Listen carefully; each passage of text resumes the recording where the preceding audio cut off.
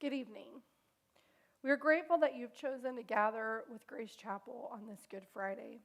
My name is Courtney Schultz. I serve as one of the pastors here along with Alex Williams. Tonight's service has been pre-recorded, so you will see those of us on screen also interacting on the comments during the premiere.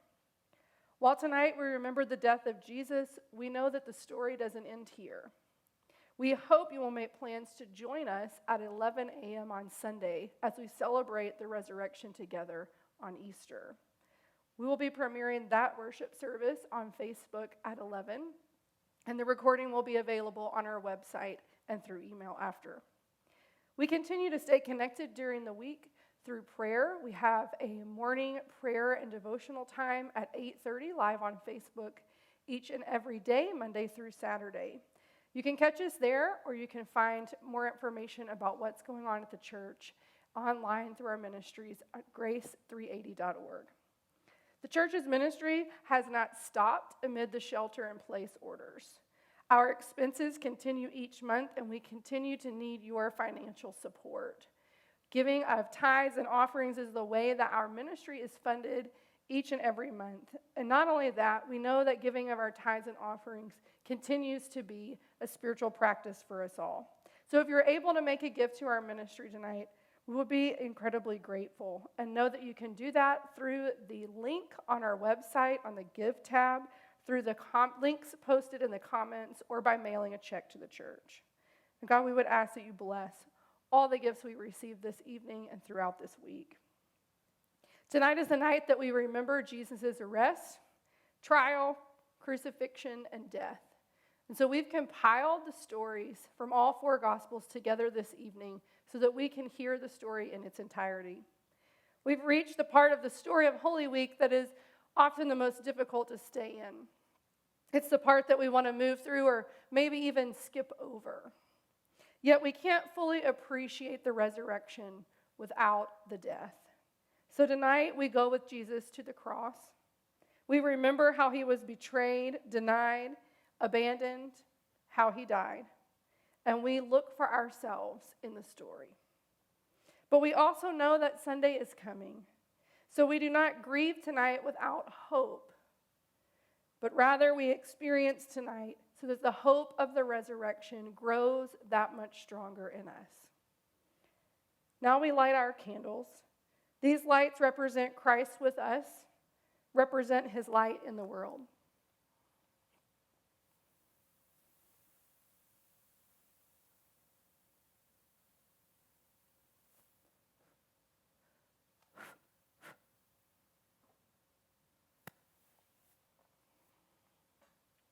We'll now share in our call to worship. You will see the words on your screen and are invited to read them along with us. On this night, we remember a day when the world fell dark, and there was heaviness, and there was sorrow. We are people who resist the darkness. We forget that it is in the dark that new life forms. In the dark, we learn to seek the light. In the dark, we prepare for what is to come. On this night, we come to embrace the darkness, to hear what it has to say, and to listen for the whisper of hope. Good evening, friends. Let us join together in prayer. Christ, we come together tonight to remember your sacrifice, your pain, and your death that you endured to draw the whole world to you. We remember the incredible act of love and mercy given to us for our salvation. We acknowledge your love and your spirit that is with each of us wherever we are right now. May your love move in incredible ways as we worship tonight. Amen.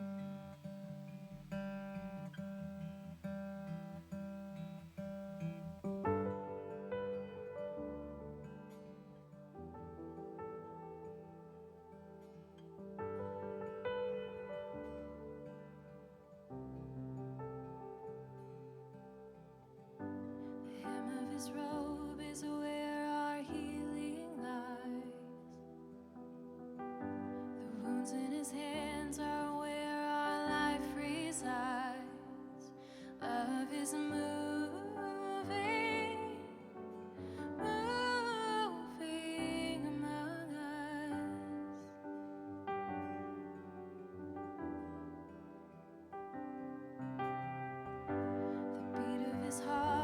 steady rhythm,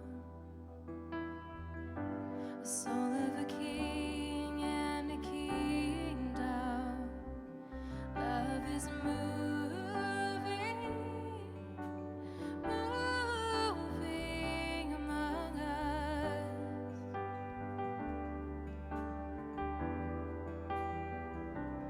Love is moving, moving among us.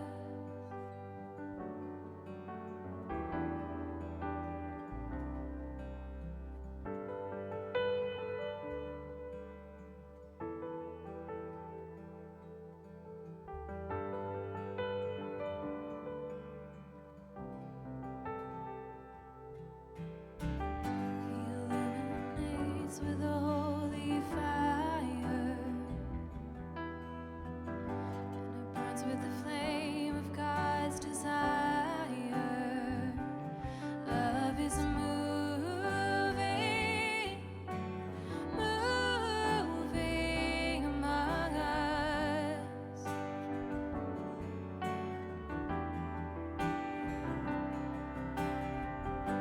The power of God is in His presence, and the mercy of heaven in His movement. Love is moving, moving among us.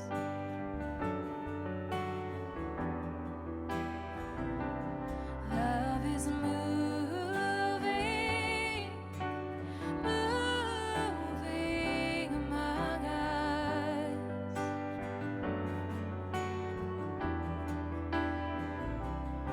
So we reach our hands to Him to touch the healer's hand, and we fall in worship, 'cause our God is with us.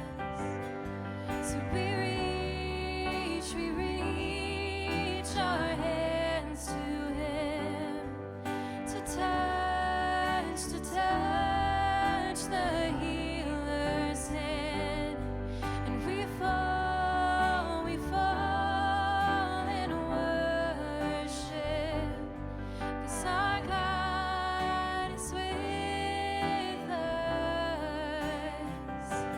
Love is moving, moving among us.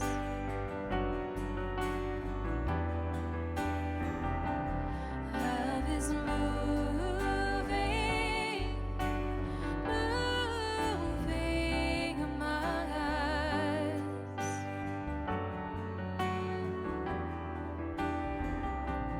God is moving, moving among us.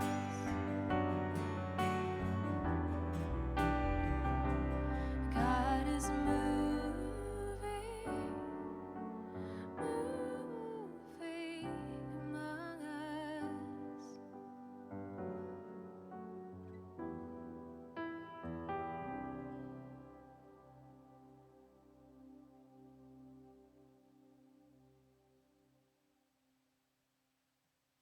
Hear now the words of betrayal, arrest, trials, and the beating of Jesus. While Jesus was speaking to his disciples in the Garden of Gethsemane, a crowd came, and the one called Judas, one of the 12, was leading them. He approached Jesus to kiss him, but Jesus said, "Judas, is it with a kiss that you are betraying the Son of Man?" And then they grabbed Jesus and arrested him. They took him to the high priest, and all the chief priests, the elders, and the scribes were assembled.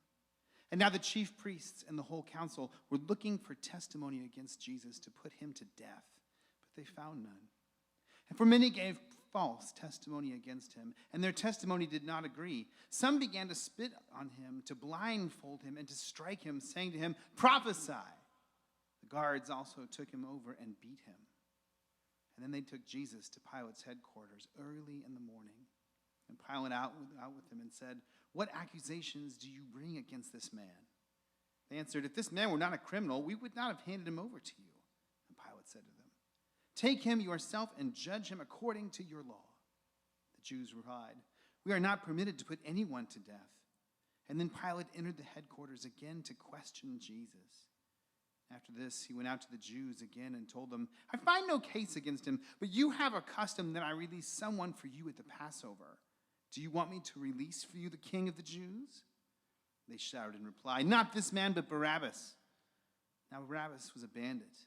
So Pilate took Jesus and had him flogged.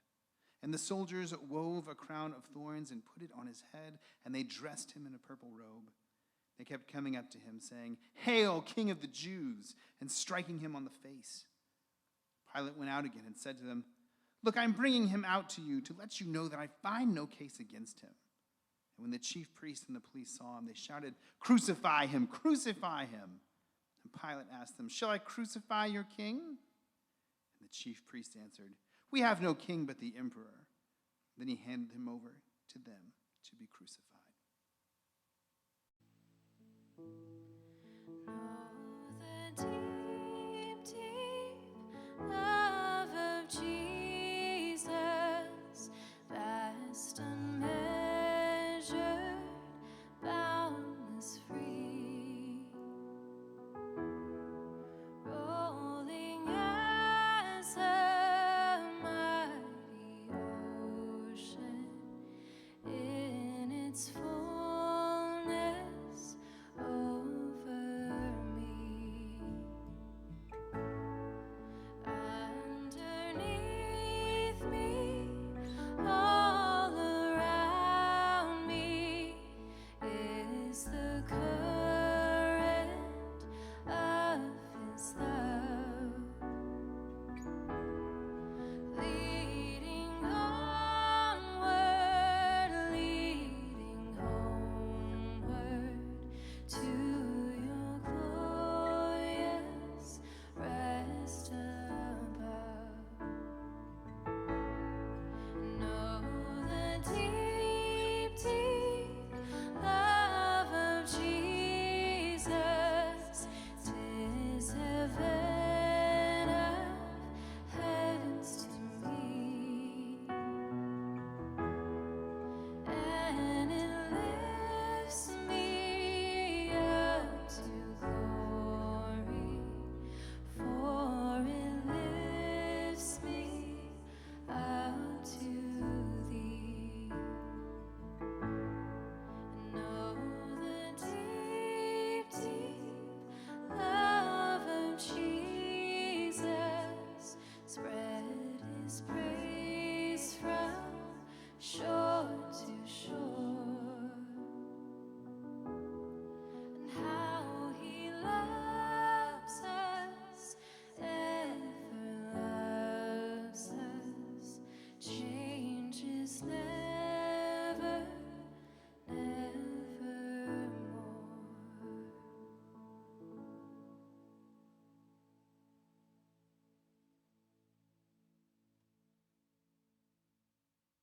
Listen now to the denial of Peter. When they brought Jesus into the high priest's house, Peter was following at a distance. When they had kindled a charcoal fire in the middle of the courtyard and sat down together, Peter sat among them. And then a servant girl, seeing him in the firelight, stared at him and said, "This man also was with him." But he denied it, saying, "Woman, I do not know him." A little later, someone else, on seeing him, said, "You also are one of them." But Peter said, "Man, I am not." And then, about an hour later, still another kept insisting, "Surely this man was with him, for he is a Galilean." But Peter said, "Man, I do not know what you are talking about." And at that moment, while he was still speaking, the cock crowed. The Lord turned and looked at Peter. And then Peter remembered the word of the Lord and how he had said to him, "Before the cock crows today, you will deny me 3 times." And he went out and wept bitterly.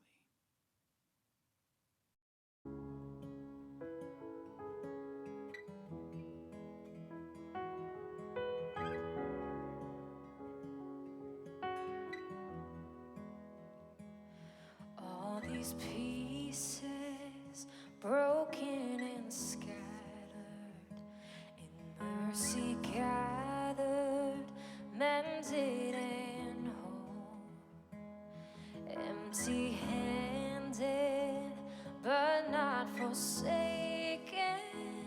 I've been set free. I've been set free. Amazing grace, how sweet the sound that saved a wretch like me. Oh, I once was lost, but now I am found. Was blind, but now I see. Oh, I can see it now. I can see the love in your eyes, laying yourself down, raising up the broken to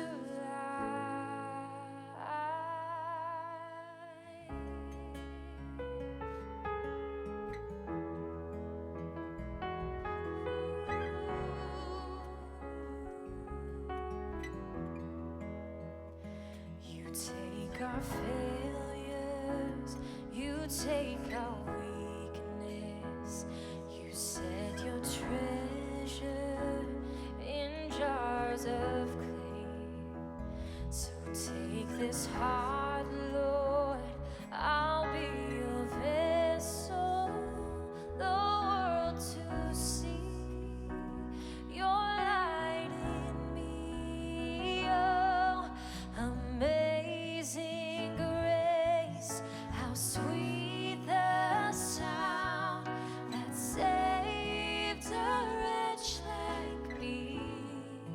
Oh, I once was lost, but now I am found.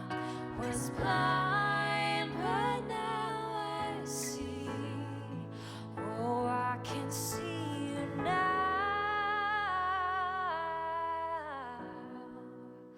I can see the love in your eyes, laying yourself down,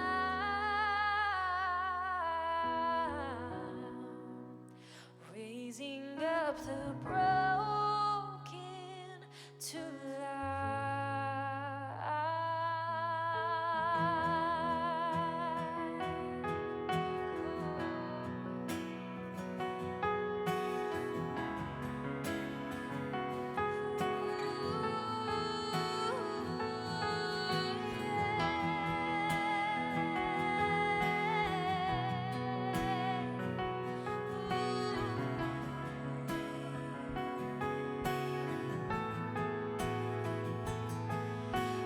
Amazing grace, how sweet the sound that saved a wretch like me. Oh, I once was lost, but now I am found.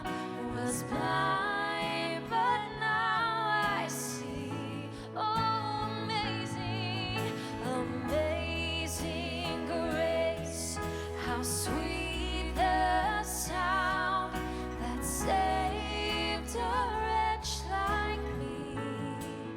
Oh, I once was lost, but now I am found. Was blind, but now I see. Oh, I can see you now.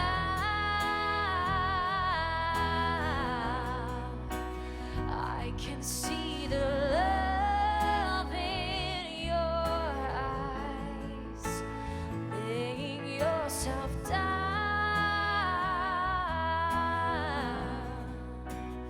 raising up the broken to life. Oh, I can see you now.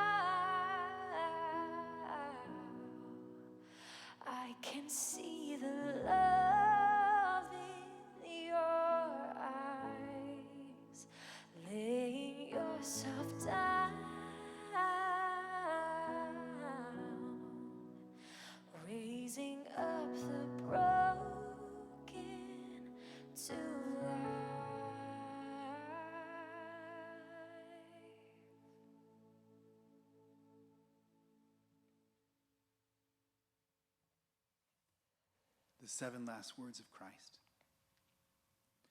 So they took Jesus, and carrying the cross, he went out to what is called the place of the skull, which in Hebrew is called Golgotha.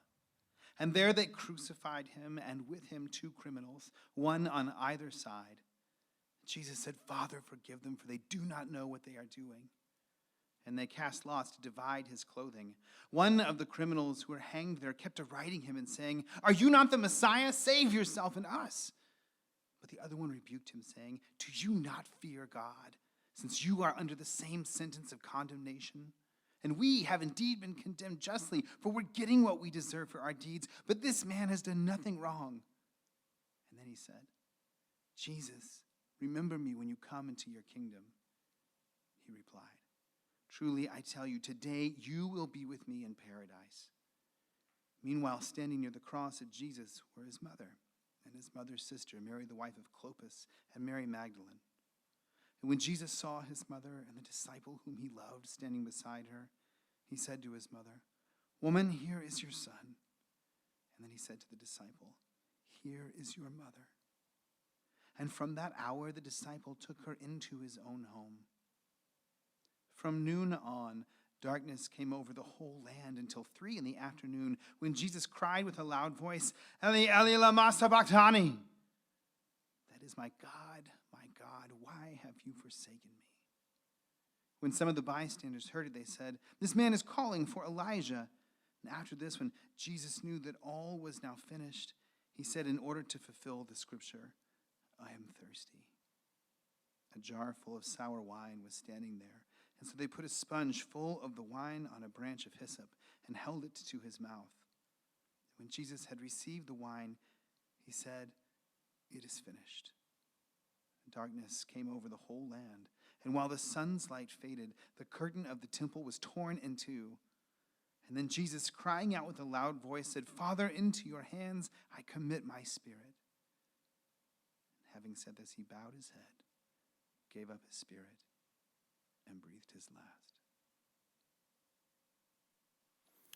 Friends, for us as Christians, this is the dark night of the soul. This is a painful evening, a dark evening. This is the moment when Jesus demonstrated the depth of God's love for us. In the Gospel of John, we hear Jesus say that there is no greater love than that of someone who is willing to lay down their life for others. And tonight we see Christ back that up, willing to go to the cross, willing to sacrifice himself for this love, this abundant life that nothing can stop, not even death. We just heard Pastor Joe read Christ's final words. And while hanging on the cross, Christ did several things. He forgave his enemies. He offered mercy to a criminal. He prayed for his mother. He felt abandoned by God. He expressed his physical pain and thirst. And finally, Christ committed his spirit to God and shouted in relief and triumph, "It is finished." Christ modeled for us what faith and trust look like during dark times, the darkest times of his life. Christ can forgive and love even those who were literally killing him in the most horrible way imaginable, because he knew that joy comes in the morning.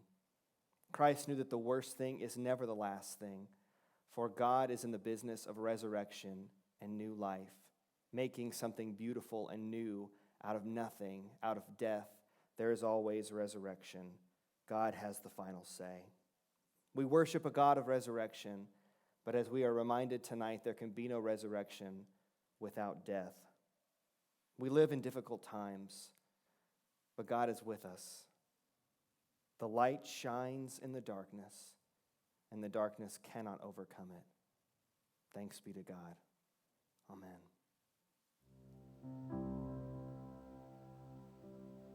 Were you there when they crucified my Lord? Were you there when they crucified my Lord? Oh, sometimes they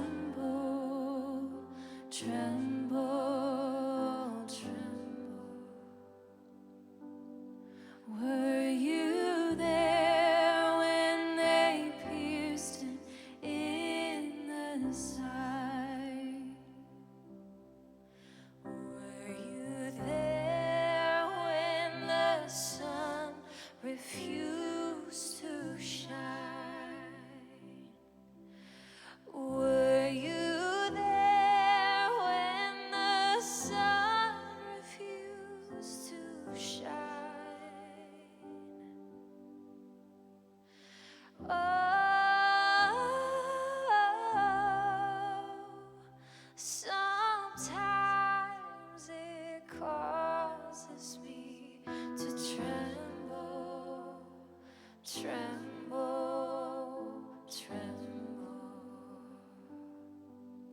Were you there when the sun refused to shine? Were you there when they laid him in the tomb? Were you there when they laid him in the tomb? Oh,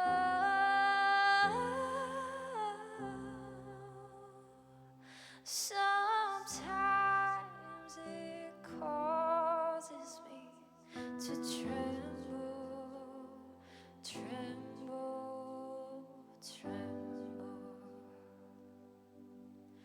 Were you there when they laid him in the tomb? Friends, this is a difficult night. It's hard to hear the story and to believe that Christ's time on earth ended, that his light on earth went out. But we know the story's not over. This is a dark and painful night, but there's beauty in the pain, for it reminds us that God is with us. No matter what shadowy valley we find ourselves in, God has been there, and God is by our side through it all. And we know that joy comes in the morning. May you be blessed this evening. We'll see you on Sunday.